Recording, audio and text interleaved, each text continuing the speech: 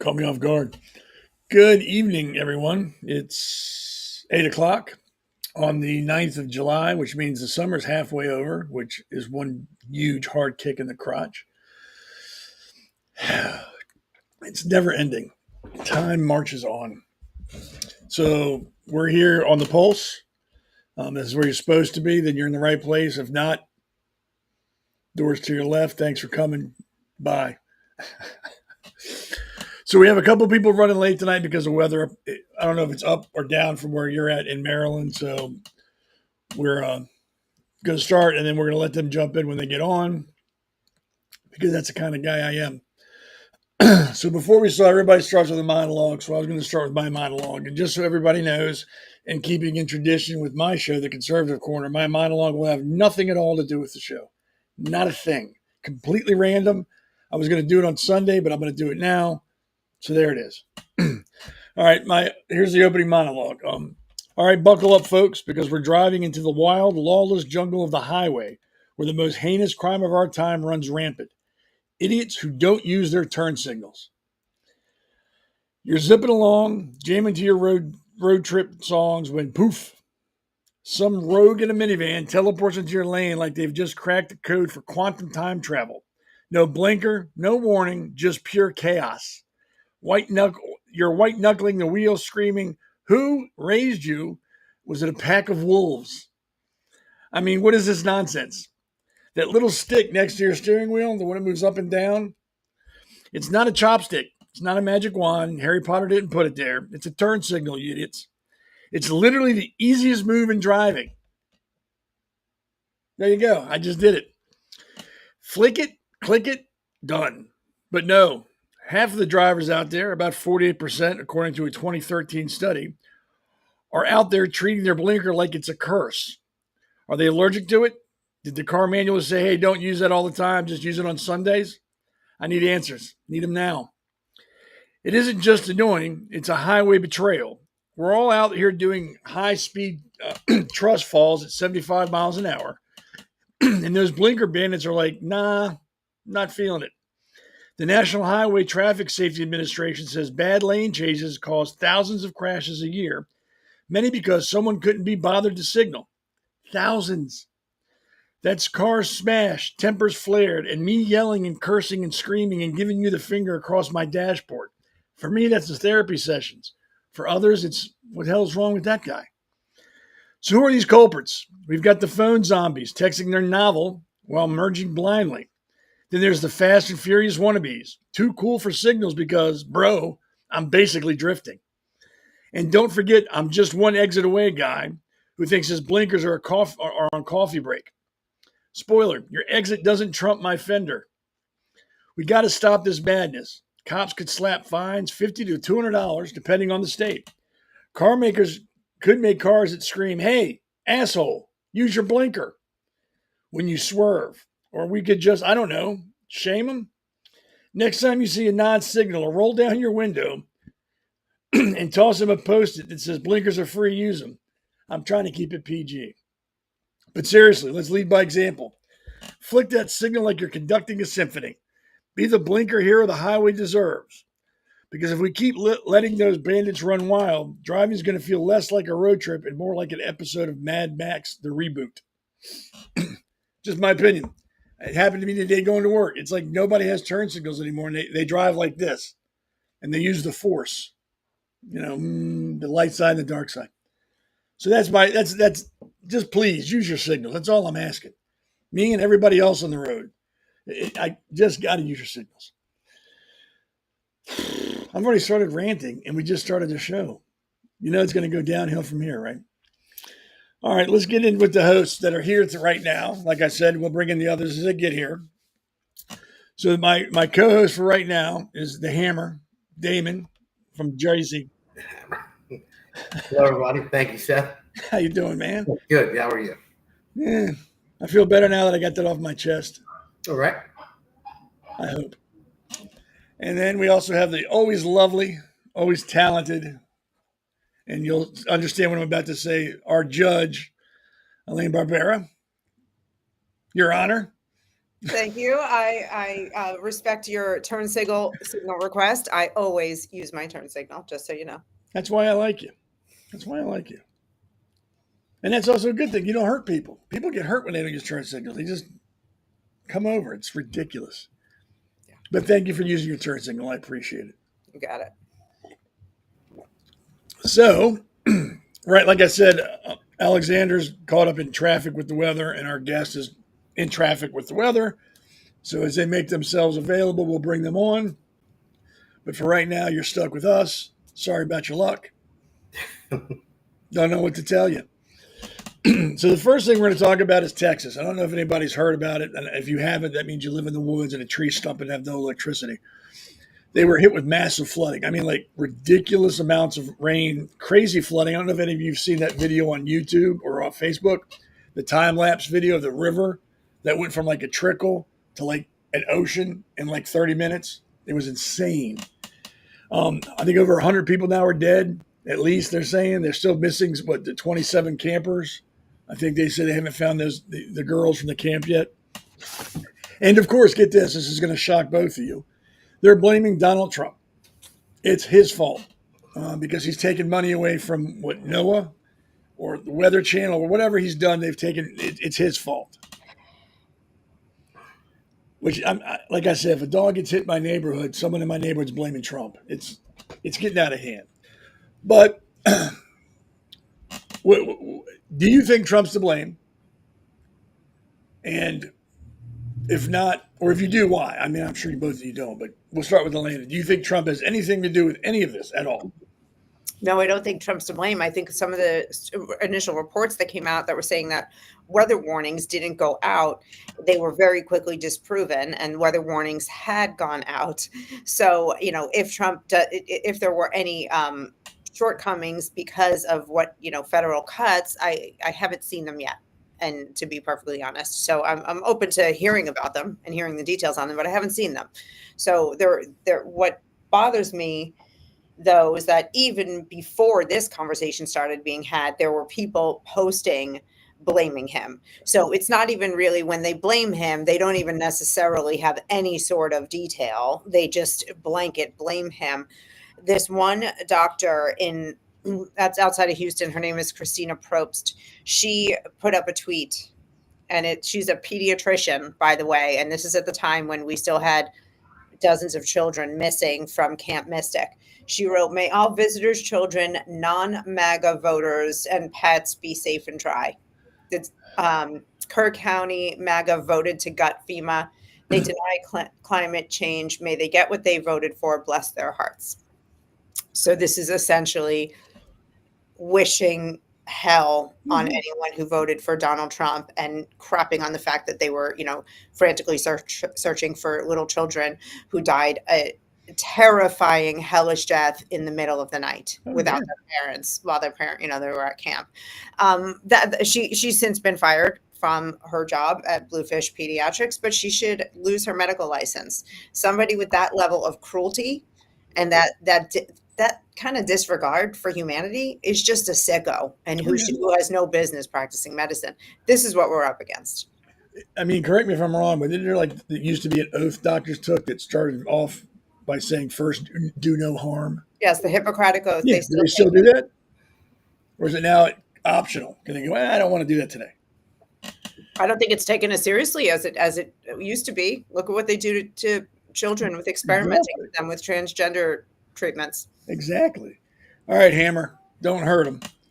What do you think? Well, first, before I go off, I'm going to say my heart and prayers go out to the families, everyone in Texas that lost everybody, or even that didn't lose anybody. And I want to thank the first responders and everyone that helped out, because that just showed what true humanity is about. Yeah. And do I think Trump's to blame? Maybe he is, because he was born and decided to run for president. That's the way the Democrats look at it. I mean, absolutely not. He is to blame. I saw this coming a couple months ago. I was watching MSNBC, and there was a news anchor on there, and he's delivering the weather. And I didn't really know what he was talking about at first, and until I had to look it up. He said, well, I'm not going to be able to deliver the weather to you like I usually do, because all these cuts from Trump's administration, I'm not going to be able to do this, that. And I'm like, what the hell is he talking about? So I started looking into it, and I'm like, you got to be kidding me. I'm like, they're setting it up right now because there's always going to be a natural disaster. They're waiting for one to happen to pounce on it. And I thought about it back then. I'm like, well, what else is going to happen? That is always going to happen at some point. And they're waiting for something to happen and blame it on Trump because they made cuts. But everything is completely further from the truth and disproven whatsoever because the alerts went out on time. They showed they were overstaffed at the time. Their own union backed it up. I mean, but the sickness of the left that had to come out and use that. And you mentioned that pediatrician, more than fired, more than lose their license. I'm not even going to say it because then I should be fired and lose my license to even drive because it's a sickening human being to even do that when a pediatrician and blame girl. Those girls didn't vote for Trump. I mean, what the hell are you talking about? And so what if her parents did? And you don't even know if her parents did. I'm sure there are some Democrats in Texas, by the way, but it's like, you just jump to conclusion right away and say that. That's a sick human being. Oh yeah. Yeah, like I can't imagine if God forbid something happened again, like Hurricane Sandy when it hit New York, and all those people died in Queens, and Staten Island, and within the city limits and beyond. But I can't imagine saying good for them. They deserved it. They're just liberals anyway. Like I find it really. How I see the world as a battle of good and evil. I now that I've seen it, started seeing it that way, I can't see it any other way. And this woman epitomizes the dark side. Oh yeah, and such as her, and so many other people out there. I mean, you see it on social media. You see people talking about see all of the just white Christians, and it's like, they had nothing to do with it. So what if they were white people? And it doesn't matter. They were people, and that's as torn as our country is right now, and that's as messed up as it is because the only reason is because everyone's, the left is driving a wedge and everything's racially motivated. And when you gaslight a lot of people and you just keep letting this happen, people will believe it and they will go down that route. And they're accomplishing that goal. But the only good thing is, I would say, is there are a ton of good people out there. And I know a lot of people like you and I and Seth and everyone else, we know it. And it's going to make us fight even harder to get this country back on track and not even listen to those disgusting people out there that say those things. Because I don't care if they're black, brown, white, it doesn't matter. People died and they were children. Hands down, that's it.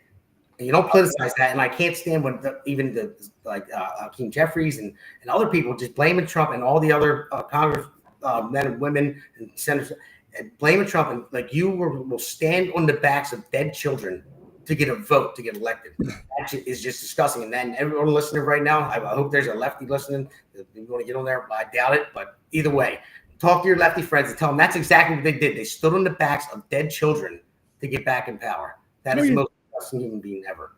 Well, before we get into the next bit of news that Texas has spewed forth for the rest of the country, let's bring in Scott and Alexandra, who just made it in from the horrible, horrible weather. Thank you guys. Sorry I'm late. It's okay. We were talking Jewish about Standard Time, everyone. Jewish Standard Time. We were making fun of both of you. It's okay. You can watch it. When you watch the show back, you'll see it. I don't know. By JST, you should have been early. So we're getting ready to talk about the 10, and I'm going to call them inbreds, that were charged with attempted murder or plotting the murder of a federal agent in Texas. Let's bring up that picture and look at these stellar human beings. And this is from Tim Fazenbaker. So I'm flaccid. There's not enough blue pills in the world to get me excited about these guys. All right. If you look at the top row, third one in, that guy in the middle, he looks like Shrek. No, he does. The minute I saw him, I thought Shrek. My God, he's ugly. Are all of those girls actual girls, or are they? I don't know. I think the one on the far end is a trans. I thought I heard. Yeah. A couple of them are trans, right? I think the bottom one on the right looks like a trans with the curly hair. Mm-hmm. And then that second one on the top from the left looks like it, between Shrek and what's his face, looks like a trans. I mean, it's obviously you don't have to be trans to have a mental illness that makes you want to attack an ICE facility and kill federal officers, but it certainly is probably gets you there faster. having another pre-existing mental condition. Yeah, I talked about this on my page. I blame the Democrats and the media for the swing in violence against police officers and law enforcement, period, across this country. They portray them as evil. They print about them being like SS and Gestapo, and they don't stop it. They keep it pressed to the ground, and they keep pushing that narrative. And this is what happens. I blame them. 110%, I blame them and nobody else. Those alligators at Alcatraz are getting hungry. Feed them. I have a suggestion for a snack. So let's start with you, Alexandra, since you just got here. What do you think about these inbred knuckle dragging mouth breeders? I think it's disgusting. And the role the media plays. Yeah, I think it's disgusting. I 100% agree with you, Seth. I mean, it is the Democrats that force the rhetoric that the police are the Gestapo, ICE agents are Gestapo, comparing them to modern day Nazis. I mean, that rhetoric alone is what's causing a lot of this crap to happen. And that's why President Trump is doing everything he can to make sure that that Democrat socialist doesn't become the new mayor of New York City. Because if he does, there'll be no law and order in New York City. And it's not just going to start in New York City. It'll expand to other liberal states and other counties nationwide as well. What do you think, Scott? I mean, I was not surprised by the appearance of a single one of them. And I know nobody goes into their mugshots, with an hour of television makeup on, but seriously, I mean, I doubt there's a single bachelor's degree among them either. Just such a waste. I'd be surprised if there's a full set of teeth between them. Yeah. True. I'm just so sick of people like this. It's common day. It's common play now. Every day. Well, these are the people that their counterparts are getting creamed in Europe. You see plenty of, despite the anti-Semitism going on in Ireland, you're seeing a lot of protests about immigration there, as well as all over Europe, where people are fed up and they've had enough. These people are going to get. It's coming here, where people are going to have enough, and they're just going to take things into their own hands, not necessarily in a vigilante kind of way, but in a self-defense. So they're going to see something happening to ICE, and they're going to, rally with them, because they're going to come for us next. Mm-hmm. Oh yeah, I agree with that. Elena, what do you think? Obviously, I agree with all of you. This has been 10 years in the making. That off the top of my head, it's probably been longer in the making than that. But 10 years ago in the Baltimore riots, and since then, all the cops that got killed in the Dallas riots, the defund the police conversation has been a long time. So now we've escalated it to defund federal law enforcement. That's all. It's just the next phase. What are we going to do next? Try to break down the armed forces and fight them and abolish the Army and the Marines. They'll never be happy. These people, they don't like law and order. We've seen that from them. These are the same people who stopped, who decided to decriminalize theft, decriminalize rape. Somebody gets caught for rape, they put them right back on the street after their court date. No bail, nothing, just go free, little bird. Assault, all of it. They now want to legalize prostitution. Law and order is the enemy of their agenda. And so it doesn't surprise me that they did this at all. 10, 15, 20 years ago, I would have been surprised by it. Today, it's like, oh, yeah, whatever. This is what happened. One local law enforcement officer did get shot. He's okay. He's in stable condition. And as of yesterday, and I couldn't find an update today, as of yesterday, there were actually one of this crew of 10. There's an 11th who's still on the run, but I'm sure they're all going to fold like lawn chairs and they'll catch him. Oh, yeah. Before I go to you, Damon, my father's a retired police officer. He worked in PG County for 20 years. And if you're from Maryland, when my dad was a cop in PG County, it was literally the Wild Wild West. It was no man's land. They actually at one point had the most active SWAT team in the country was in PG County. They were active all the time. And back then, and I think one of the big differences back then is there weren't cell phones, so people weren't walking around shoving it in cops' faces and doing all that. Back then, if you got lippy with a cop, you got your ass kicked. There was no let's talk about this, sir, please step away. They dragged you to the vent in your dashboard, out the hood of your car, and they broke their nightsticks on your head, and then they left. Difference is back then, the bad guys fully expected that. They weren't surprised. They weren't shocked. Oh, the cops caught me. They kicked my ass. That's the game. I lost this time. Maybe next time I'll win. Flash forward to today, cops are more social workers. They're more party planners. They're food delivery. They are not allowed to be police anymore. And you can see that if you go to any major city. Crime is ridiculous.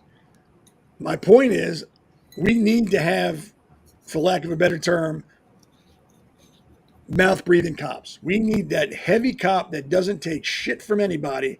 And when he pulls you over, you know you got a 50-50 shot of losing teeth or driving away healthy, depending on your attitude.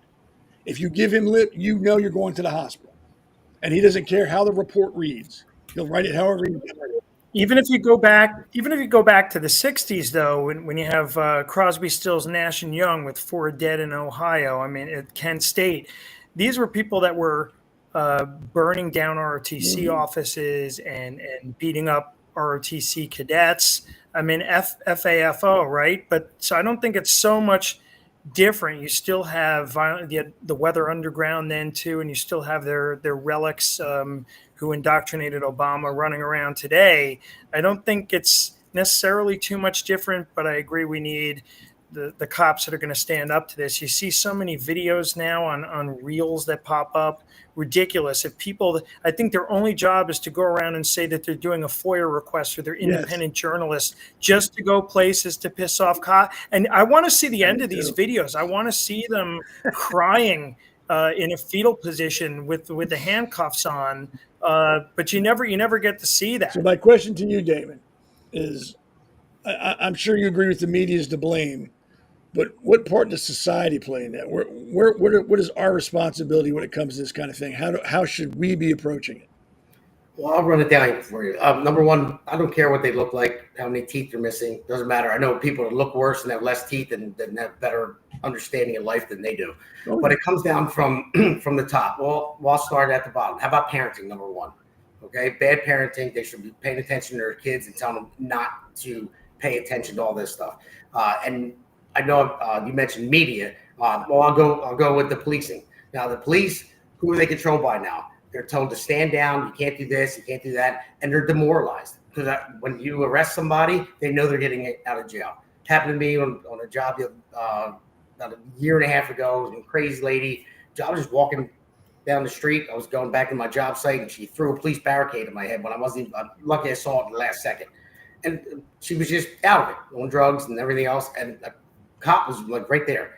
Came up, and thank God he grabbed her before I did.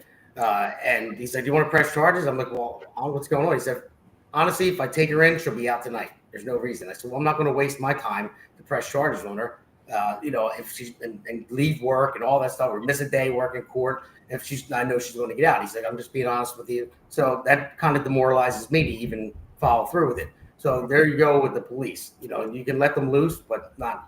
You know what I mean, to a certain extent. Right. Yeah, because I remember when I was younger. Yeah, when I stepped out of line, it was a cop in the neighborhood. I grew up in Philly that knew my family, and he would beat the shit out of me. And I would go home and tell my dad. He'd be like, "What'd you do wrong?" So, and that was it. So, and then it goes even higher than that. And I will get into the media and everything else, and even further. So the media, they spew these different narratives, and people watch it. And what I mean by media, even more in this case, is social media. When you look at X and Facebook and all that, everyone is connected to seeing everything that they see on Facebook and X and so forth. And if you look at, there's so many things that are trending on X, spewing that like anti-Semitism or Palestine, whatever it may be. But if you look at it, it's all controlled by even higher. You have people that want to destroy this country, and there's no other way you can slice it that You want to indoctrinate kids in college to go up against the best country in the world, to give them these opportunities and these freedoms to do these things and push them even further. And these are elected officials that do the same thing. And you see, elected officials say, well, I don't condone violence. However, I understand where they're coming. It wasn't right that Luigi Mangione killed that guy, but I understand where he's coming from. It just depends on the context. What's that? Remember with the professors at these colleges, at the liberal colleges, said it depends on the context. Oh yeah, it depends on the context. Yeah, exactly. So they're saying it without saying it and letting it go. So there is a bigger structure out there that wants, the only way you destroy this country is from within, and it's coming. And if you look on X right now, you look at all the bots, and it's out there. You can read all about it. I'm sure you guys already know about it. If anybody out there listening hasn't, but there are so many bots on X, and you see all the likes that they're getting like crazy. They're blowing up. The count went from nowhere to somewhere so fast.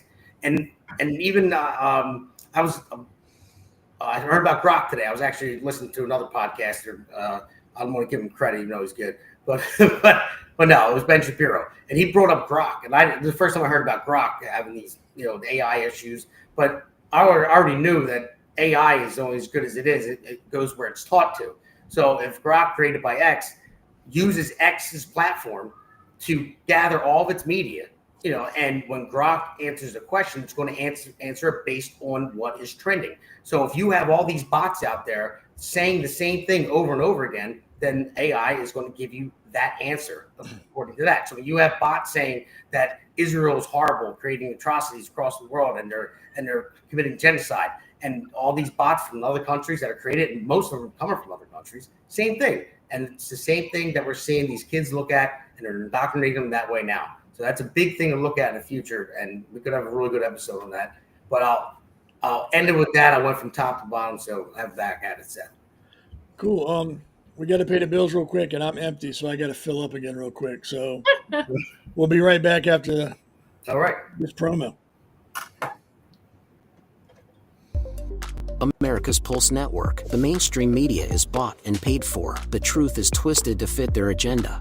But America is waking up because podcasts are the future for trusted media. Welcome to the America's Pulse Network. It is a network built by patriots that upholds the Constitution. The America's Pulse Network stands for God, truth, and the America First movement. There is no corporate propaganda, no government spin, just real news, real talk, and real voices fighting for faith, freedom, and the future of this great nation with common sense. Here are some of America's Pulse Network podcasts. Alexandra Levine Live, hosted by Alexandra Levine. Jersey Shore Podcast, hosted by Damon Galdo. The Conservative Corner, hosted by Seth Eisenberg. APN's The Pulse, hosted by Alexandra, Damon, and Seth. So tune into America's Pulse Network on the following social media platforms: X/Twitter, Rumble, Truth Social, Facebook, and YouTube. Join the revolution. Because the pulse of America beats for God and country. America's Pulse Network is for faith, family, freedom, and truth.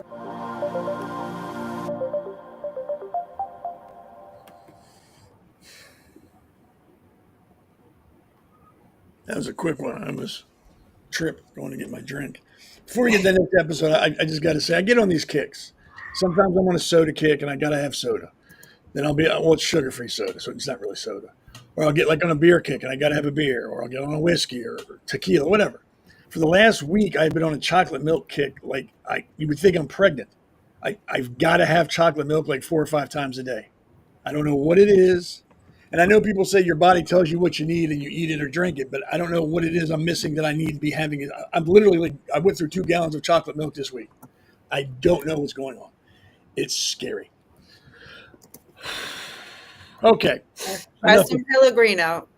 I've been on a Pellegrino kick for about a year now. It's wonderful. I'm gonna have to try I love Pellegrino. Oh my God. I've never had that.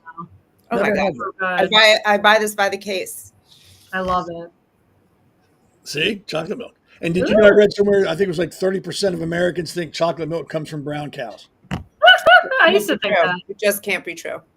I used to think that as a kid. All right, so let's get to the next segment here. The Epstein files that haven't been released yet. Honestly, I'm not surprised. There's so many people on both sides of the aisle that would be destroyed. They're never going to come out. I don't know why anybody's shocked by this. And it's not because Trump's in office. It could have been any president who's in office. They're not going to let these out. It's going to be like pulling teeth. I would like him to come out, but I don't think it's going to happen. All right, let's start with you, Damon, since I made you go last twice. You can start us off. What do you think the future of the Epstein list is? What do you think is going to happen? I'm going to say at this point, I don't care.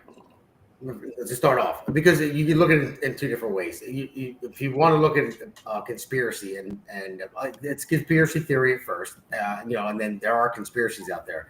So when you get the answer that you just received, then you can either dive deeper and say, I knew it was conspiracy theory, and to go deeper in the hole and stay in your lane with that, because it does sound like it could be.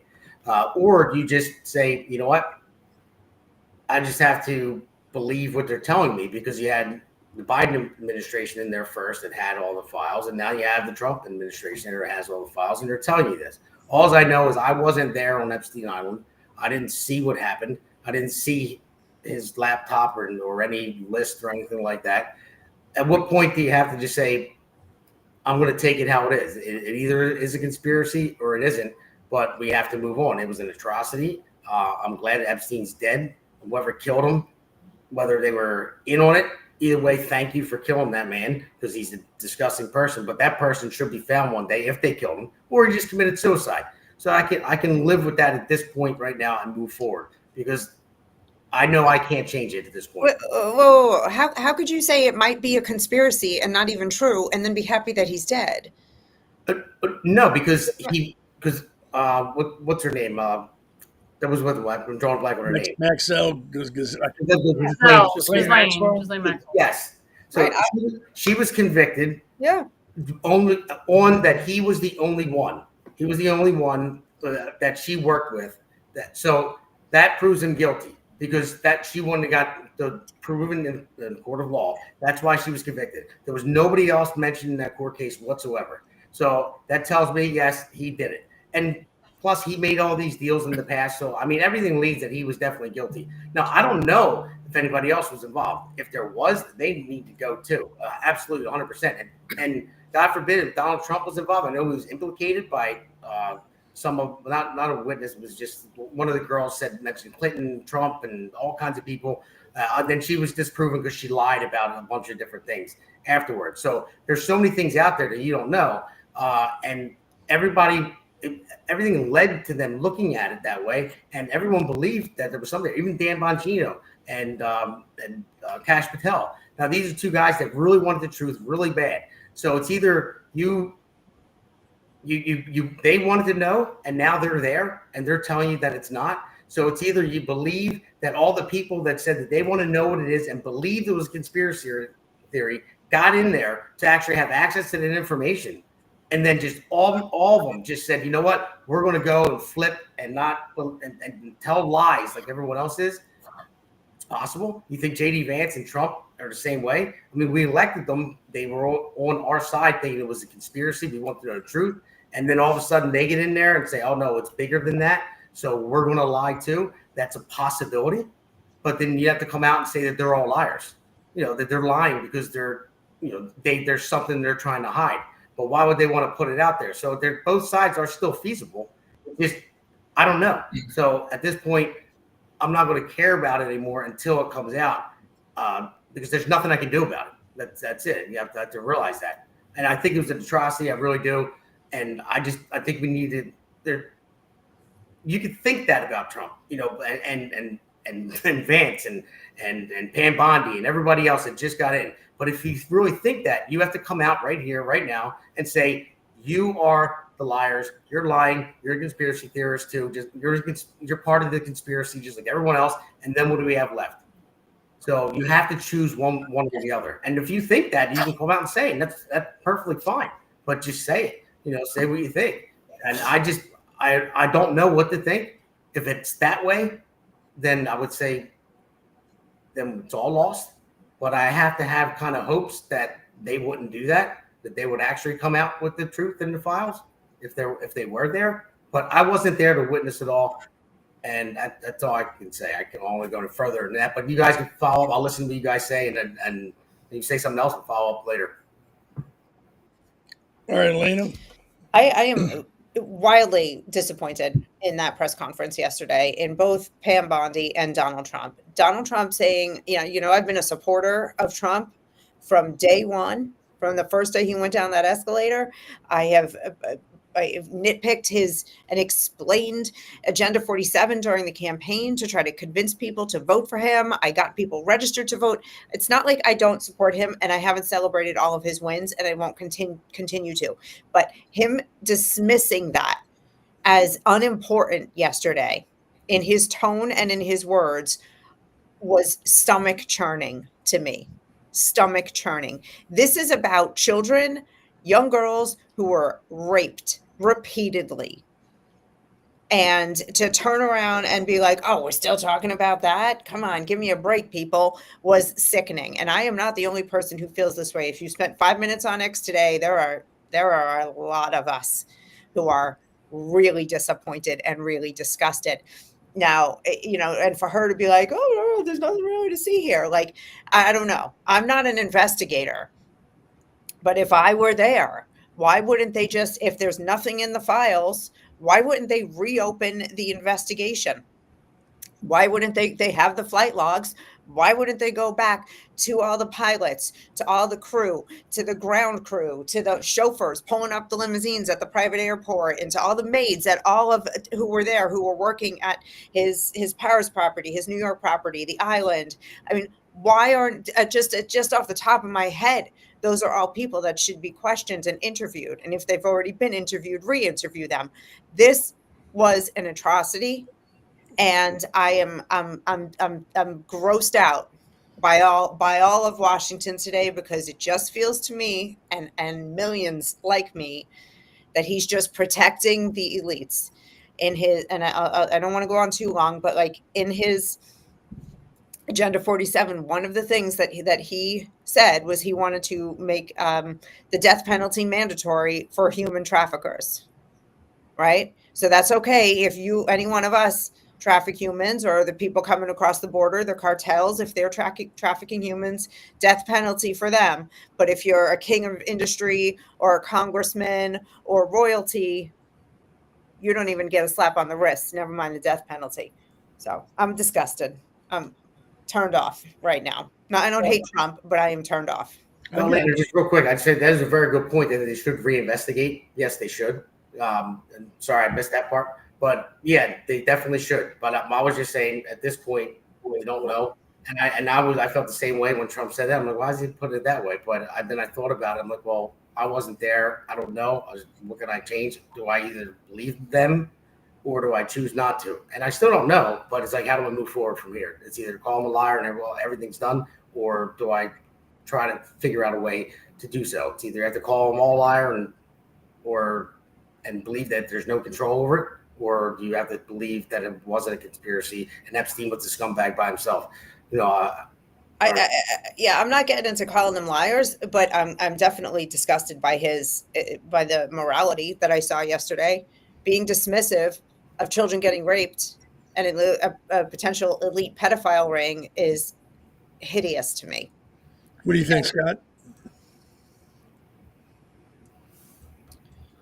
I agree and disagree with some elements of both. First of all, I would say, yeah, I mean, we can walk and chew gum and do a whole bunch of different things at once. But in the grand scheme of priorities for what's going on right now, as well as in the Trump agenda, the Epstein files are pretty low on that list when you talk about national security and the border and our alliances and conflicts going on in the world right now. What's going on in Texas. And I think to an extent, Trump may be dismissive of it, not so much in the way that it's not important at all, but in like he's said in certain press conferences recently where people have asked questions, for example, and I know this press conference kind of had that as one of the foci there, but like when people are asking questions about Canadian tariffs when he's just brokered a peace deal with Rwanda and Congo, that's the wrong time to ask those questions. And I think that I'm sorry I missed the initial talk about the flooding in Texas, but there are other greater priorities right now. It'd be interesting to find out about that. I do want to give credit to Rob Carson for his thoughts this morning, where he was saying he found it very interesting that the Democrats are not complaining about Trump not giving us the answers, or the administration not giving us the answers at this point. I do believe that Trump, promises made, promises kept. I don't think there's any promise he's not going to keep that he can't keep, unless it's outside of his control, for example. I think it may come around to that coming out, but I do find it highly suspicious that the Democrats have, especially people that have been scrutinized about Epstein in particular, have not come out and had any problem with the fact that suddenly this information is not there. Another thing I'll say is, having, and you might agree with this, Seth, too, having held a TSSCI clearance for 20 years, sometimes there's things we don't have the right to know or the need to know, or it may just not be at that time. This information may come out later, and as Bongino and Patel have stated previously very explicitly, is that they're not going to let things out until all the I's are dotted and the T's are crossed. So the jury proverbially may be out on this in the future, but I agree with the first point that this, in the grand scheme of things, this really isn't important to me. Not that the kids aren't, and the trafficking, which is still going on, thanks to the flooded border, largely in particular in this country. But I do find to have it fully suppressed, to me, would be an issue. But I'm equally interested in finding about, or more so, about RFK and JFK and King and even aliens. You're equating aliens with child rape? No, it was no. Okay. I'm not equating. It was tongue in cheek, but I'm saying that everything that Trump has said he would do in one way or another, he's kept his promises. So this is going to come out. I just have to, I know you want to move on, but I just have to say real quick, if all of that is true, and you're correct, and about the priorities and your opinion on the priorities, is, I understand, what he could have simply said that. He could have simply said, this is extremely important issue, but right now we're focused on X, Y, and Z, and here's why. He was dismissive and condescending about these victims, and that was disappointing. Go ahead, sorry. I think he was condescending about the victims. I think he's condescending to the press as they are to him, and he's also got to some extent think of an answer on his feet, which often he does very well. But no one's completely infallible, and not making excuses for that. But again, it's like there may be things that he can't say at this point, and there may be national security thing. Just because people have a clearance doesn't mean they even have the right or need to know. And everyone likes to think that they do, but there are things that they don't know about it, including the timeline and other factors dealing with security. So I have to trust that, having been on the other side of it, knowing things that I did that the public didn't at certain times, and sometimes it became declassified later, and other times it didn't. But it made sense to me when I was in the know, why that was the case. My friend Donald Willinger, he asked, is it possible that things were withheld in order to get the big, beautiful bill passed? That's an interesting point. That is an interesting point, because the one big, beautiful bill was something that, President Trump wanted to get done before 4th of July, which he did. He made that timeline. I think if that was the case, he would have leveraged the Democrats who were on that list to say, you better vote for this.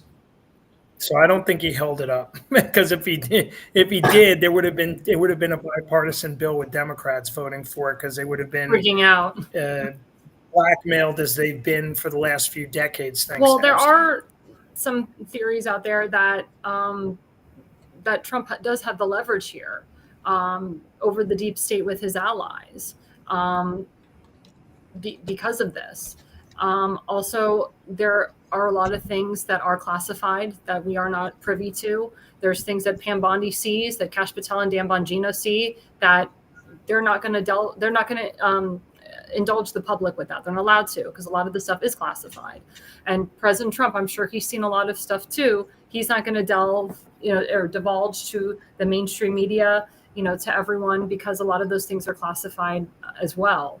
So that's that point. But I think that President Trump has a lot more leverage here than what the other people are on X are saying.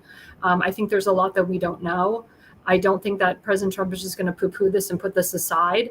This was a huge campaign talking point of his to remove a lot of these human traffickers and sex traffickers and child traffickers. And he's doing that now with Thomas Homan and Kristi Noem, DHS. And that's why, it was important for him to pass the One Big Beautiful Bill to expand DHS and to expand ICE, so we can, protect our children. And he's also working on the fentanyl crisis. To your point, Alexandra, I mean, to your point, they may be on the cusp of arrests or certain aspects of their investigation, just as the FBI and CIA do. And if they blow that cover by saying they're zeroing in or this or that, then they're going to tip off the people that they're going after. No one's asked for that. No one's asked for. The American people are smart enough to know that if an investigation is going on, you don't share details. I mean, they're not smart enough. They ask it all the time. They ask it. The press asks it. They feel they have the right to know. I didn't say the press was smart enough. I did not say the press was smart enough. No, but people online, everyone feels that they have the right to know the inner workings of an investigation that's ongoing and active. They never said that this was closed. So if they're zeroing in on somebody, the last thing you want to do is tip them off that you're getting close to a solution. You want to give them this false comfort so that they let their guard down. But the fact remains that Donald Trump and Pam Bondi and the way they handled that in the press conference yesterday has turned a lot of stomachs. It hasn't turned people like me against him completely. I count all the wins. I'm happy. But when I tell you I talked to hundreds of people today about this, online, on the phone, in text, and they all feel the same way, like just turned off by this because he did not show a compassion for caring about children in a moment when he had an opportunity to. And he has a PR problem now. That's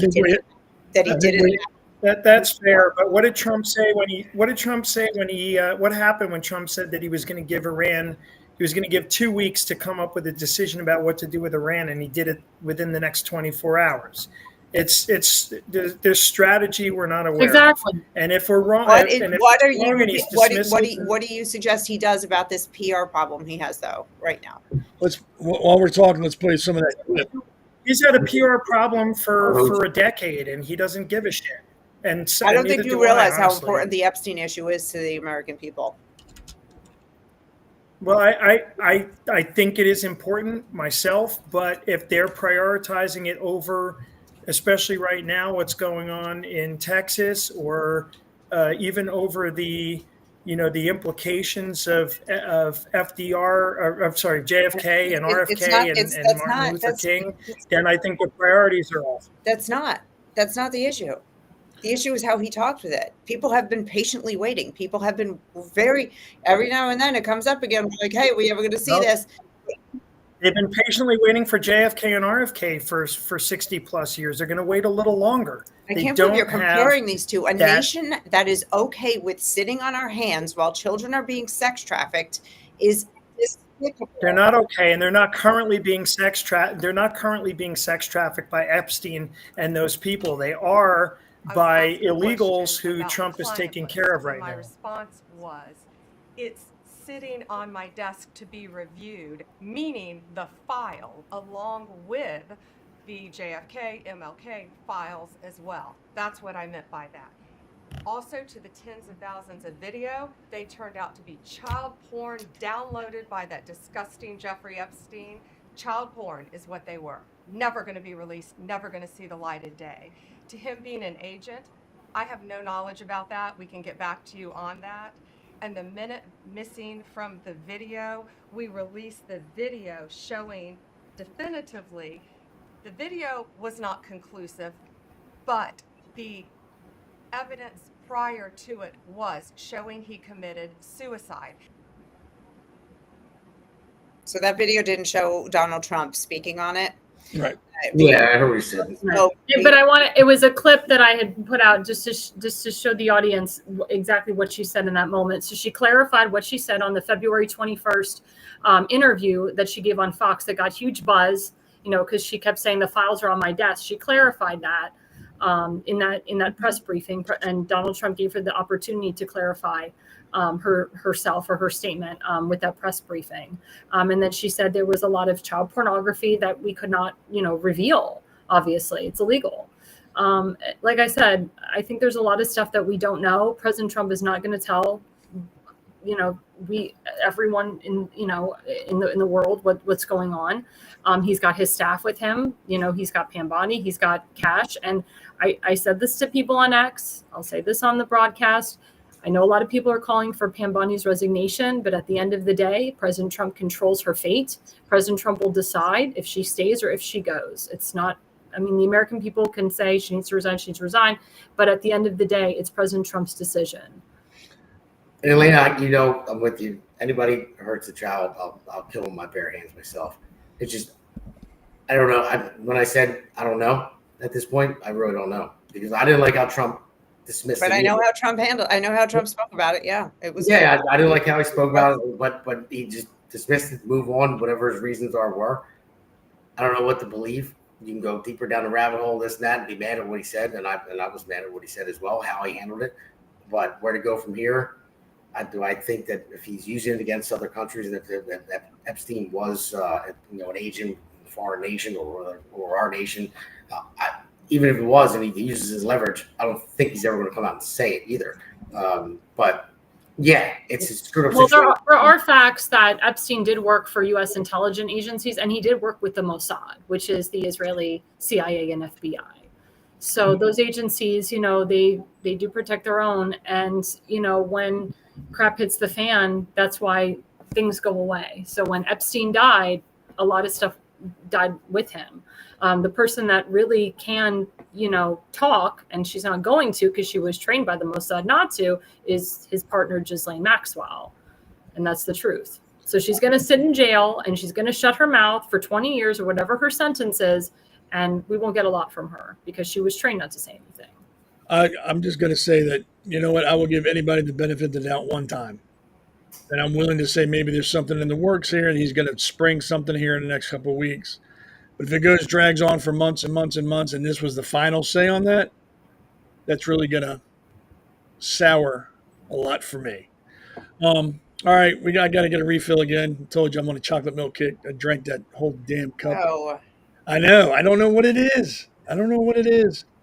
So we're going to pay the bills again real quick. I'm going to go get some more chocolate milk that does not come from a brown cow, and we will be right back. Welcome to America's Pulse Network. This is APN's very own White House correspondent, Alexandra Levine. This is so amazing and miraculous. We've never had a president in the history of our nation doing this. And we hope to God that he continues doing this forever and ever. Thank you. God bless you, everybody. And God bless President Trump. And God bless you. Hello, everyone. This is Alexandra Levine with the America's Pulse Network. I am the White House correspondent right here in the heart of D.C. as President Trump is celebrating 250 years of America and the military. Subscribe and follow America's Pulse Network on the above social medias.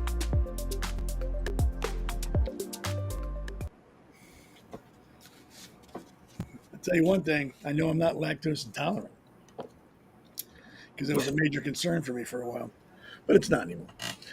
All right, so wow, maybe too much milk. Got milk? It's all running right down his leg and out his foot. It probably is leaking out of my foot right now.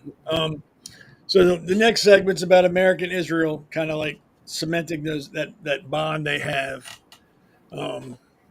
which is a good thing because, like I've always said, Israel's our only ally in the Middle East that we can depend on. Other nations come and go and promise us this and promise us that, and do stuff that completely obliterates any chance of it. And we keep giving them more chances. But Israel's been steadfast. They've never done anything to us that we would consider untoward. And I've been to Israel. I was in the Navy. Great people, nice country. I never felt weird or threatened at all. But we did have to travel in packs, not because of the Israelis, but because of the idiots that get into Israel and try to do things. So we couldn't travel alone, couldn't be in uniform, things like that, which is fine because I don't want to be overseas in a uniform anyway, because that just makes you stand out, and sometimes it's not good to stand out.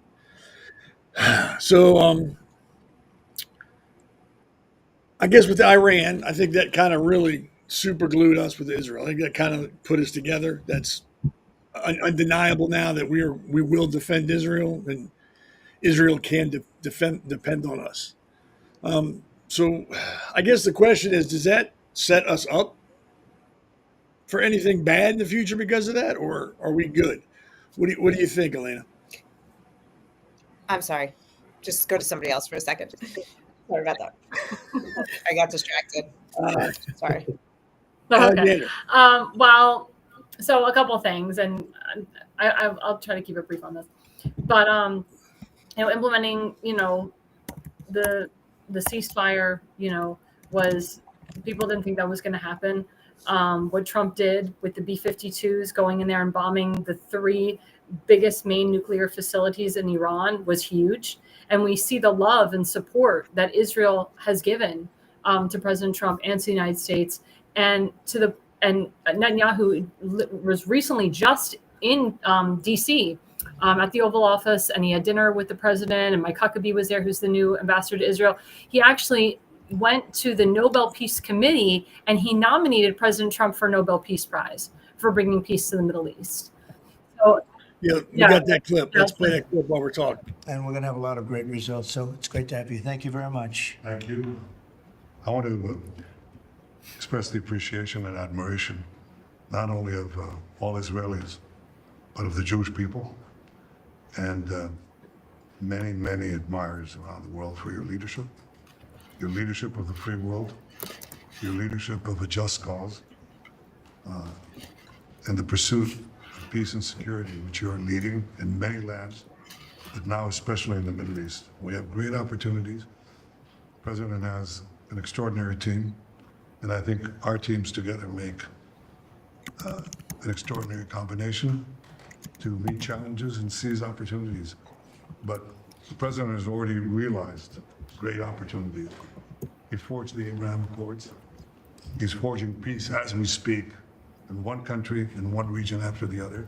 So I want to present to you, Mr. President, the letter I sent to the Nobel Prize Committee. It's nominating you for the Peace Prize, which is well-deserved, and you should get it. Thank you very much. This I didn't know. Wow. Thank you very much. Thank you. Coming from you in particular, this is very meaningful. Thank you very much, baby. Thank you. Thank you for everything you're doing. Thank you. It's a great honor. Yeah, so that was historic. It was such a beautiful moment. And the fact that President Trump didn't know that was going to happen was great. But, one of the biggest things that Netanyahu and Trump are working on is expansion of the Abraham Accords. That's the biggest thing. And that is what brought peace in the Middle East when President Trump was the president in 2017, 2018. And that is really the biggest focus here. That was the biggest focus when President Trump went to UAE and Qatar and the other countries. I know they're working on Saudi Arabia. I know they're next on the list. They're working on Azerbaijan. They're working on Syria. They're working with the head of ISIS. They're working with the heads of Lebanon, not Hezbollah, because they're destroyed. But, people that want to get rid of the terrorist regimes out of their countries. Under Trump in 2017, 2018, the Taliban was low. Al-Aqsa's Martyr Brigade was low. Terrorism was low in the Middle East. So when Bibi and Netanyahu worked on this with Jared Kushner and Jason Greenblatt and so forth, it was a way to bring peace into the Middle East. And a lot more Arab nations actually support Israel than meets the eye. Again, we don't know what goes on behind the scenes, but I can tell you a lot of these Arab nations do support more of bringing peace to the Middle East, getting rid of the terrorists that are involved in these countries. So I believe that if Israel and America continues this peace, which I believe will be continued. That's why it was so important to bring Trump back in. That's why it's so important to keep Netanyahu in. The more that we have this piece together and expand the Abraham Accords, in my opinion, the countries will not, the treaties won't break. We saw that the treaties won't break, but it will continue reducing the terrorist regimes that are in a lot of these Arab nations. Are you ready, Elena? Yeah. She was thinking about Jeffrey Epstein, everybody. I know, just sitting here stewing. It's okay. No, what I'd like to say is this Donald Trump potentially winning the Nobel Prize for or being nominated is a good thing, but him potentially winning it for all the reasons that you just discussed would re-legitimize the Nobel Prize for me. He has done more to intelligently and strategically work for peace and avoid wars than any president in my lifetime. I mean, and we all know that back when Barack Obama was nominated and ultimately received the Nobel Prize, I believe he had been nominated for it during his first week of his first term, if I'm not mistaken. Yeah. And it DEI was nominee. Sorry. right. What's that? Sorry, DEI nominee. Yeah, it was like, and he was nominated for his vision, like his good ideas, and and for making such a big splash on the scene. I mean, it was absolute horseshit, if you will. And I never really paid attention to the Nobel organization after that. Not that I was like super involved before. I mean, if I'm being honest, but after that, I was like, I didn't care about it at all. And so to see Donald Trump, who actually has done so much, win it would be pretty cool for us as a nation, and certainly for him. An F you to Obama. What Yes. about you, Scott? What a stark contrast between Trump and Obama, as well as Biden. I mean, in Biden's second term, he meddled in the Israeli elections to try to thwart Netanyahu. He had John Kerry in the last few weeks of the second administration have us abstain in a UN vote that was condemning Israel, where that vote against the condemnation would have mattered, at least figuratively. I mean, who cares really what the UN thinks anyway? But Trump is showing no moral ambiguity and where we stand, not only to the woke left and the woke right, as far as anti-Semitism and Israel. And I agree, this kind of restores a little bit of credibility to the Nobel if they give it to him. In some ways, it's probably better not to have it. I mean, if you're put up in the same category as Barack Obama or as Jimmy Carter for his one treaty and then became the biggest anti-Semitic piece of shit for the next several decades with his Peace Not Apartheid book and all of that racket of drawing moral equivalence to apartheid. And Arafat, I mean, that was one of the biggest jokes for receiving the Nobel Peace Prize. But liberals will try to spin this to find a dark cloud for every silver lining. Where the most important thing, too, is that Iranians will see this, and not just the radical ones, but the ones who are largely supportive of Israel, just as you mentioned. So many Arab countries as well are supportive of Israel, and more than you'd think. They're just afraid of the radical among them, and it may be a small percentage, but when it's 10 to 15% of a 1.4 billion population in this world, that's significant. And it only took 19 to take down towers. So it doesn't really take much, but it's a very strong example to the rest of the world as to where we stand. And if he doesn't get it, it may be just as strong a message. Not only it doesn't diminish in any way what Trump did, not just with Israel, but with India and Pakistan, with Rwanda and Congo, and with many more to come, and the other deals that he's working on. And he never said he would stop the war between Russia and Ukraine. He said negotiations would start on day one, and they did. And I have some faith that something lasting will come of that. So anyway, more victories, more winning. Oh, Damon. Oh, So, well, Seth, well, for one, with the Nobel Peace Prize, I'm glad he was nominated for that, but he'll never get it. I don't think they'll ever give it to him, even though he does deserve it. But back to your original question, Seth, after all this is happening, do you think that what was it that we will pay some type of price from some faction somewhere will hurt America in some way? For the most part, no, but there will be some small faction out there that will come after anybody, America, Israel. It's going to happen. There's going to be some type of tragedy that happens over it, but for the overall, it's for the overall good. So it was the right move, no matter what. I mean, they're our ally, yes, but in a small part, will we get attacked here and there? Will they get attacked, or someone else gets in line with someone else that Trump brings together to the table get attacked? Yeah, there's always going to be something bad that happens out of someone that tries to create something for the greater good. And I think that Trump is trying to do that. He's not, president for war. He wants peace. He likes to build, and people that like to build things, they typically want to move forward and build. They don't like to tear things down. So they want to make deals with people and broker different peace obligations. And you see Trump getting attacked because he's making deals with other countries, like Qatar and stuff like that. I wasn't so sure about that. Still not actually, because I don't trust them so much. But he's looking to build up those nations and keep Israel safe at the same time, and basically make everybody better. Yeah, I know he's going to make America great again kick, which he definitely is and definitely should be, and stick to that first. But I think he typically I think he's on the side of life, and he doesn't like the dying. He says it all the time.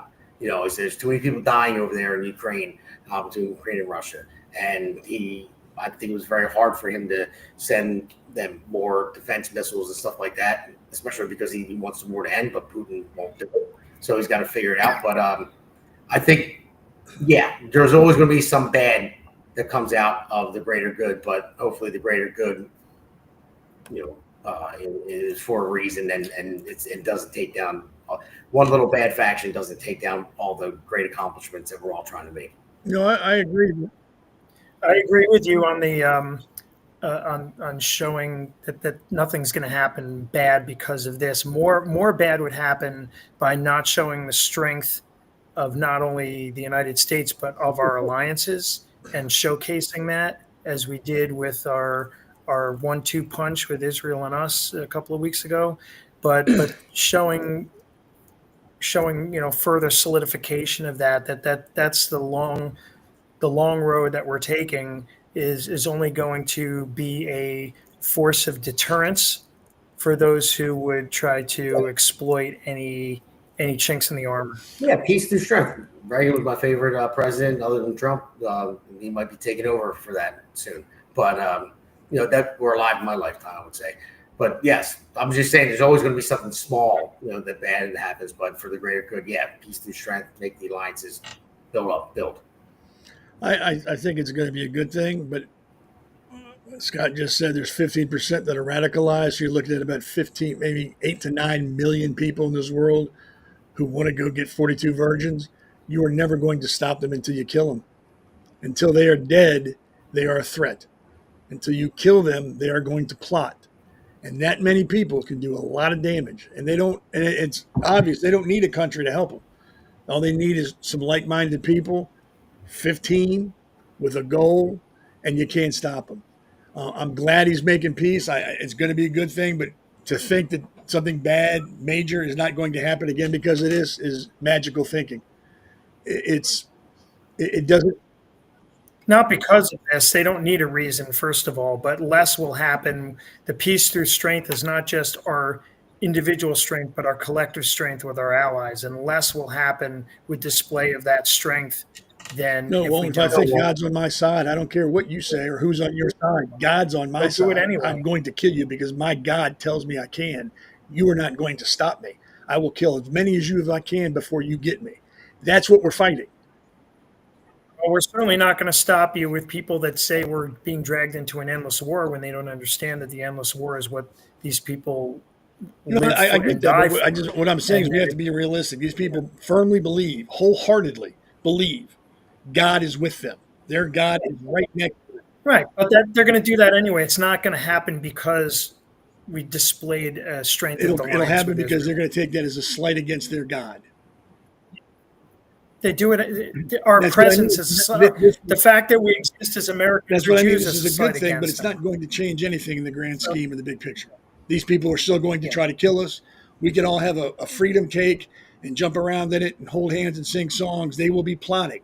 They will be planning. And the second they can take out another 3,000 people, you bet your ass they're going to jump on that and they're going to take out 3,000 people. We just can't think, hey, we've got a plan. We got this peace thing going now.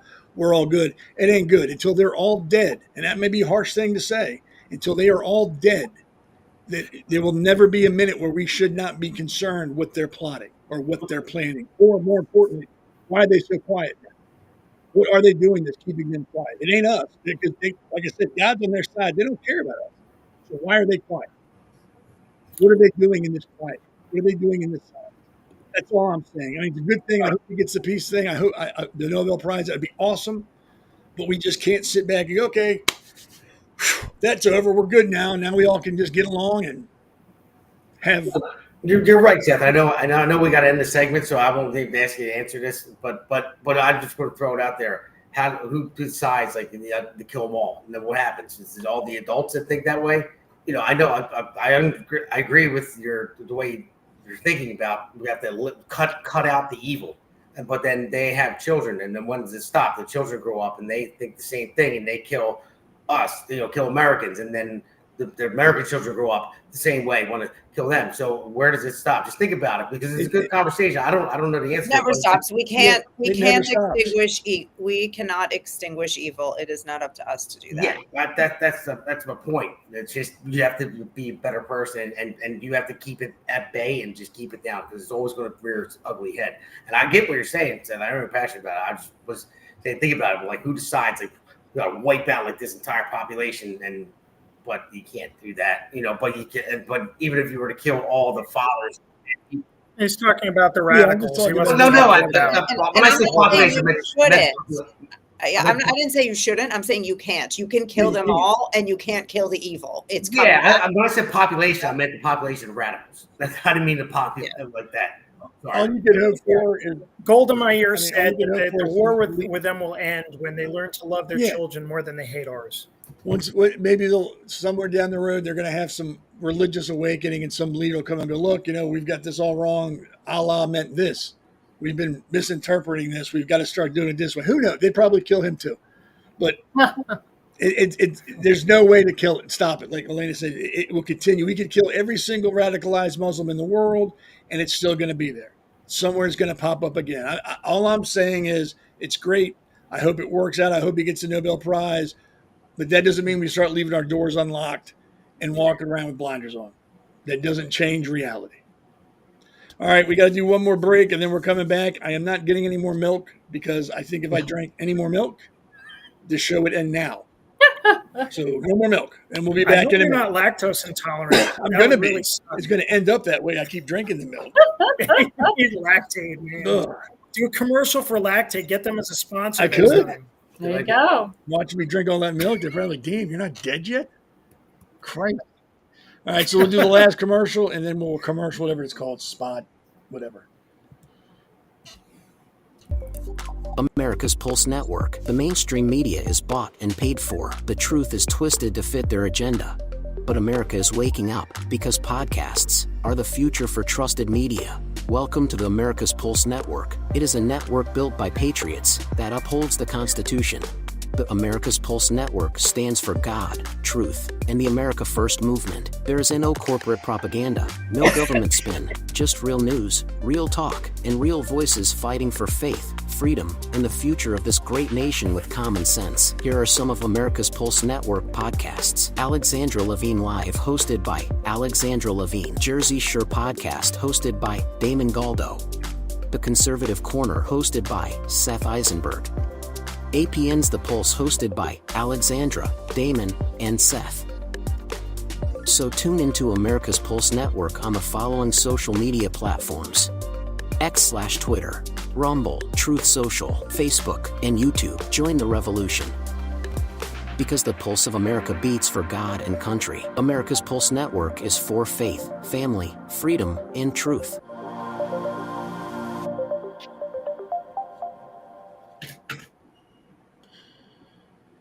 Yeah, I'm off milk for the night. I'm done. No more milk. See Man, the withdrawal happening already. I got the shakes. Oh no! Oh my, that's funny. I heard the dog. I'm like a punching bag. I beat myself up to make fun of it. I have 3 beagles. Sorry. I got problems. I got lots of problems. That could be a whole show. The problems Seth has. We could do a week's show on that one. Well, you did a whole show about your foot, you know? We did. I did do half a show on my foot. I had some nice pictures, some really juicy pictures. It was pretty good. That was awesome. I liked it. Maybe I'll do one with my foot now, so you can just. Oh, that'd be good. Yeah, so you can do the process. Well, actually, if you could do a time-lapsed video, I could. you probably have a lot Before of and photos. after. Yes. Yeah, like- pictures.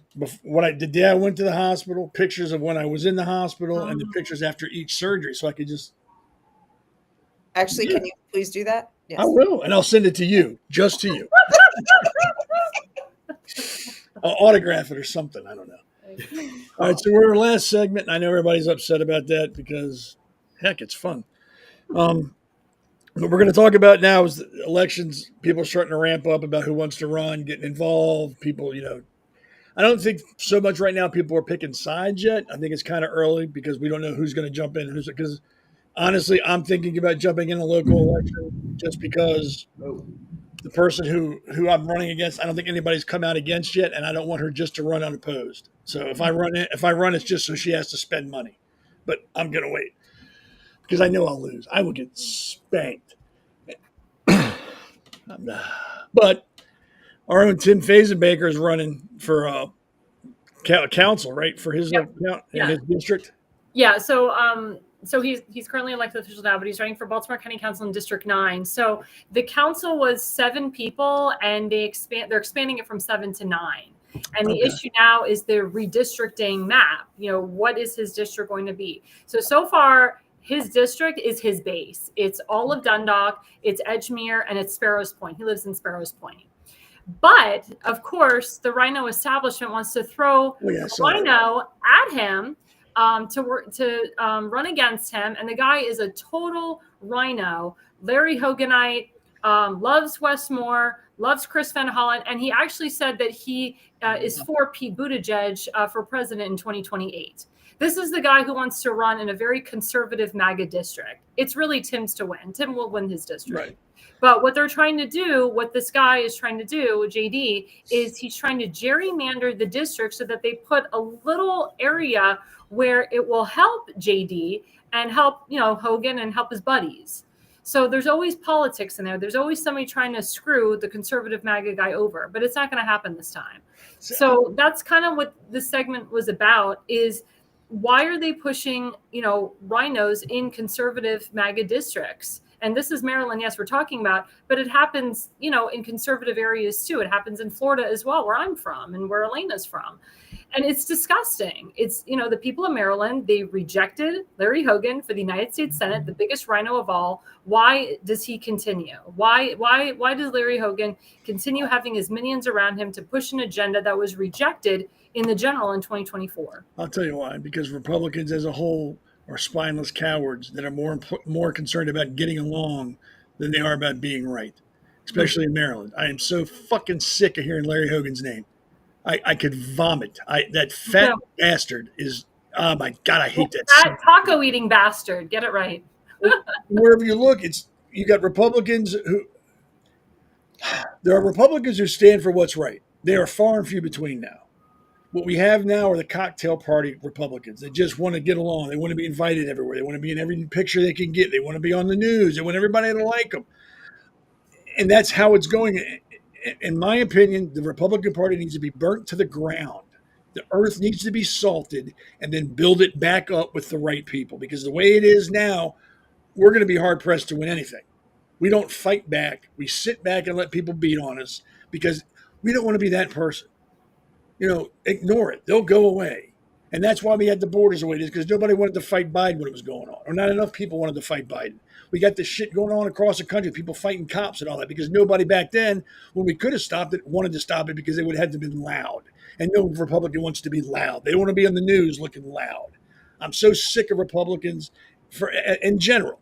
And I don't want any nasty emails. Well, you're not a Republican. Yeah. Shut up. Just shut up. They know I'm right, because you can just look at what's in Congress now. It's a bunch of spineless turds. For the most part, it's like jellyfish. Okay, I'm done. All right, so we'll start with you, Damon. What do you think about the Republican Party? Why can't we get good, solid conservatives to run anymore? Why is it hard to do that? Number one, I'll go with Alexandra, since you mentioned them as rhinos. Rhinos are Republican in name only, so they're not real Republicans. So when you're saying that Republicans should do this, that, and the other, and anybody wants to give you email, say you're not a Republican, the people that are attacking you, I would say, Seth isn't really talking about true grassroots Republicans. He's talking about rhinos that should not be Republicans. So right there, I had a lot of experience dealing with that, and here in my counties that I ran for as well. But I mean, the only way you can change it is keep trying it and keep trying it different ways, and expose the same people. And you say, why, Alexandra, you said, why do they keep pushing their agenda? Why? Because they're Republicans in name only. They're not Republicans. That's why. They're afraid of somebody like Tim. They're afraid of somebody that is a grassroots Republican and stands for what he stands for. And he has probably no special interest. He's not tied to anybody. He's not. Yeah, that's probably exactly why. He is not bought and paid for. Yeah. So any Republican tied to some special interest that wants to hold another Republican down is a rhino. So, I mean, maybe they still have conservative views, but they're still a rhino.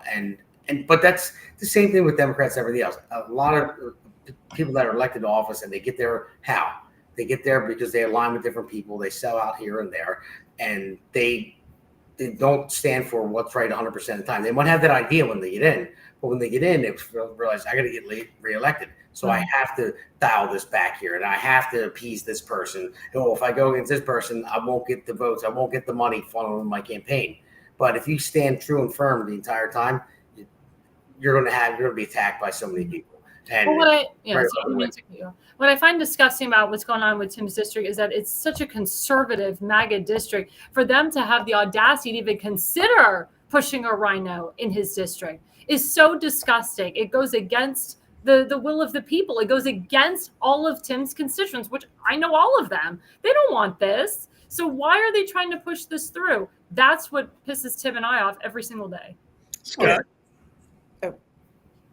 No, I was just going to say the same reason why they still push their agenda on the entire country when the majority doesn't want it. That's the same reason, trying to infiltrate, change things. No, Scott, you respond because you're up in Carroll County. You know what goes on. Yeah, I ran for delegate 3 years ago, and for city council for Westminster a couple of years ago. And I was running against rhinos, and there's this apathy, there's a name recognition, there's a lack of voter turnout for particularly municipal elections of 6%. We have that again for mayor this go round. And the only thing I would caution is that sometimes it may not be someone's trying to get reelected. They may have one view that's maybe not as polarized as the opposite for the Democrat Party or as a liberal. And so, I'm sure that for something that I turn over every stone, somebody could have called me a rhino for. Nobody ever did. Maybe for certain things in my background for, environment. I'm not an environmentalist. I'm an environmental scientist. I have the background for it, and I prioritize human needs, and it's all balanced and that kind of thing. But I'm sure somebody can, you look at the Democrats too. I mean, they have people like, look at the excoriations that were given to Joe Lieberman about 20 years ago for being a hawk on the global war on terror. Or for Fetterman currently because he dissents on an issue or two. I don't think there are any less Democrats, and I think there's Republicans that do the same. Sometimes they're legitimately a rhino because they have so many issues that are off the beaten path of the party platform. And sometimes when it's somebody like John McCain, it just takes one, where you've made promises about voting against Obamacare, and then just because you got rabid TDS, you want to stick your finger in Trump's eye, you also do the same to your constituents and you vote yes on Obamacare. Yeah, legitimate rhino there. I would just say maybe there's gray areas, but try to define out what a rhino actually is, because any one of us could probably be called out on one issue or another by somebody who's so polar opposite. Maybe everyone likes to think their crosshairs are aligned, right? That they're centered, just like they like to think that their kids are cute or they have a good sense of humor, and that's not everybody can do that. I think I mentioned that once, but anyway, there is a problem with rhinos. There's a problem with Hogan. I'll never forgive him for what he did to a whole generation of kids in this state by the lockdowns and the mandates and locking up the well. And when I hear him say, "Wear the damn mask," I mean, maybe it's because I'm from New York and sometimes the Baltimore accent grates on me, but his really did, especially when he's telling has no scientific or medical background whatsoever, and he's telling people to wear the damn mask because he's just going along with that wave and what he thinks is popular and is going to piss off the least number of people, instead of that it pisses off the smart people and the right people and the people who he claims to be in that party. He is no Republican for sure. And you got plenty of others, like, that's why Obama won twice, because we had weak candidates there. And it's unfortunate that we didn't have Dan Cox prevail against Wes Moore, but he was running against a Hoganite. They came out, and Hogan and others came out and supported her. I don't think she would have won, and I don't think we would have been much better off than we are with Wes Moore if she would have won anyway. All right, we're running low. But they'll do it again. They'll double down, and Hogan's doubling down. He wants to come back, in one way, shape, or form. I thought we were done hearing from him after the bunker busters. Like, I thought he did really well with that, taking out the Iranian nuclear facility when he fell on it with Stacey Abrams and others. But he's still around. Elena, let's give you the last word because we are running low on time. Yeah, I would find it interesting if somewhere there was somebody who could really investigate these GOPs in the GOP in states like Maryland and in Massachusetts, where they are extremely weak. Rhinos for days, all of them. They nominate rhinos. And I would like to see if these rhinos are truly not just real rhinos, but plants from the Democrat Party. Remember, they were very public about it during the election, during primary season, switching their party to Republicans, vote in the primaries. I mean, they have no problem being unscrupulous. It would not surprise me at all if they have, actors coming in and convincing people to help give them a part as a Republican politician. So anyway, I don't know who's got time for that. No, I agree with you on that. Oh, I agree too. Well, we're almost at that magic time where it's time for me to try to pass out because I'm drunk with milk. You're like a baby. I know. I'm going to just fall asleep with my thumb in my mouth. I want to thank everybody for being here. You need to be no, that would be horrible. Especially right now. That would be like, oh my God. So before we go, let's start with Damon. Talk about your podcast real quick and anything going on for you. Let people know where to see you. I have the Jersey Shore podcast. Airs on Monday nights at 8 p.m. On this network. Like everything you see on the bottom going across, it has it all in there. The radio show 92.1 WVLT. That is on Thursdays at 5 p.m. And if you want to listen and you're not local, then you can go on their Facebook page on, again, Cruise 92.1 WVLT. And it also airs on this network as well. And so that's about it. So for right now, got a lot of other stuff going on, and we're going to keep going. And obviously, you can see me on the Pulse and all the other great podcasters. Cool.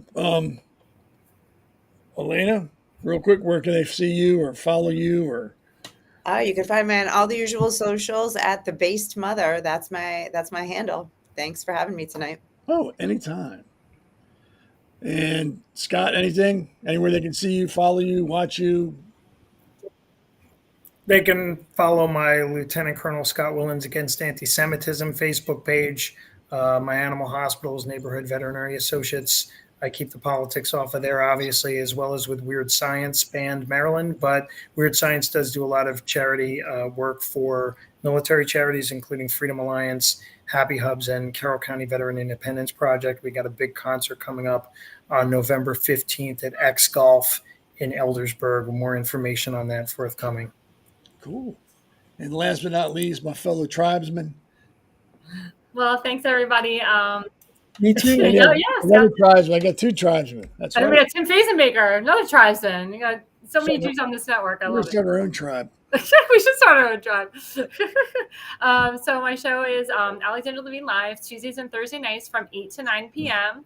Also, I'm on the Pulse, and of course, I'm the White House correspondent for this network. I will keep everybody abreast of what's going on at the White House and so forth from there. And I am going to pop into him a little bit because as his political consultant, I do work with him. And please, guys, please go to timfazenmaker.com, and donate to him. He's running for Baltimore County Council, District 9, as the conservative MAGA Republican, the only conservative of that district.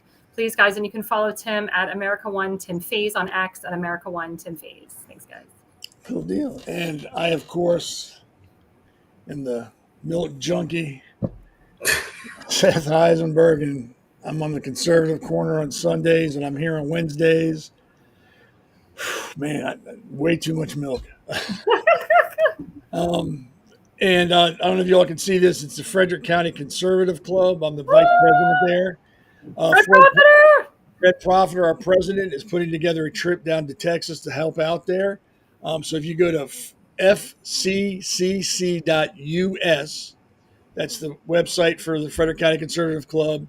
You can kind of read about what we do. And if you want to help him put that trip together, you can donate some money. But he's leaving Friday. I believe like early Thursday morning, Friday. It's a 24-hour drive to get down there. He said, I've never driven to Texas. I've flown through it. And that's where he's heading. So if you want to help him out, again, it's fccc.us. You can help him out there. And I'm, like I said, I'm Sundays at 7 or yes, 7. See, too much milk. Sundays at 7 and Wednesdays at 8. You can see all of us here every Wednesday. Tim Fazenbaker usually here, but he had stuff to do tonight. And again, help support him. Even if you don't live in Maryland or live in Baltimore County, give him a hand. We need to start electing the most conservative candidates we can find, regardless of where you are in location to them. So yeah, keep that in mind. People that Trump want to. Yeah. And if you have a question for any of us that were on here, you can check us out on our web pages or X or Facebook and ask us whatever you want to ask us. Just make sure when you ask us, you're ready for the answer, because we're not going to bullshit you and you may not like the answer. And then again, that would be a you problem, not a me problem. So everybody, thanks for hanging out with us. Have a good week. It's hump day. So we got 2 more days and then we get off to relax and be lazy and do yard work and house stuff. So it's not really days off. It's just different work in a different place. You don't get paid for. So thanks a lot, everybody. Thanks for coming. And we will see you on our respective times, and we will see you all on Wednesday next week on the Pulse. Thanks a lot. All right. Leave. Thanks, Seth, for hosting. Have a good night, Don't everyone. forget to hump because it's hump day. Why? Sorry, I had to sneak that in. I'm sorry. I have 2 kids. So they were Oh, I'm sorry. not that at all. Whatever. It's usually me getting yelled at, so it's refreshing to see somebody else get in trouble. It's good night. I could mean different things, not exactly what. Yeah, get your mind out of the gutter. Get your We're mind. cutting that clip. We're cutting that clip, just so you know. Heck We use that yes. Just like the banana one. Right. We like okay. we got a couple more from clip. Oh man, we got. I just want to We'll say have I a- did eat 2 bananas when I was away, and I thought of Elena. One was rotten. I'm so glad. I'm so glad. See, I think tell she's getting over that already. I'm not gonna- Everyone else has to screw up, so we're gonna cut yours. I'm sure I'm gonna say something very, very stupid. I probably already have. None of you are cutting yet. But, I'm not going to touch the banana thing and thinking about Elena while you're eating them. I'm not even going to. oh my god. Even bring that up. All right, everybody. Have a good evening. We'll see you all Wednesday. Oh my God. Okay. Bye.